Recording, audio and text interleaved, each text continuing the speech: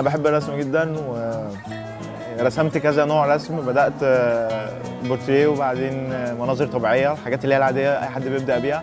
بعدين اشتغلت نوع رسم عجبني جربته مره واتنين، اسمه ثلاثي الابعاد او 3D.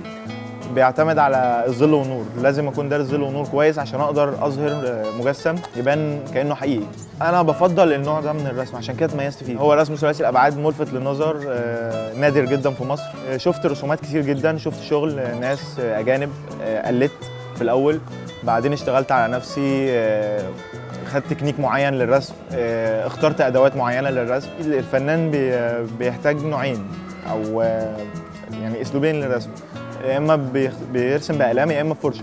اي نوع اقلام انا ممكن اشتغل بيه بس يكون ملون، لان انا دايما بشتغل على مجسم بنفس الوانه بنفس التدريجات اللي عليه. الرسم ممارسه اكتر من موهبه، بس حته الموهبه بتنفع في الاداء. يعني اداء الموهوب دايما بيبقى مميز عن المتعلم. الجيل الاخير ده تقريبا ظهر ال 3D بطريقه يعني مبتكره اكتر، اللي هو يجيب مجسم زي كان مثلا كيس شيبسي، حاجات موجوده فعلا في ايامنا دي ما كانتش موجوده زمان. الخطه ان شاء الله انا ناوي اشتغل على نفسي لحد ما اوصل لمستوى كويس او شبه بروفيشنال، وبعدين هشتغل كورس هعلم رسم.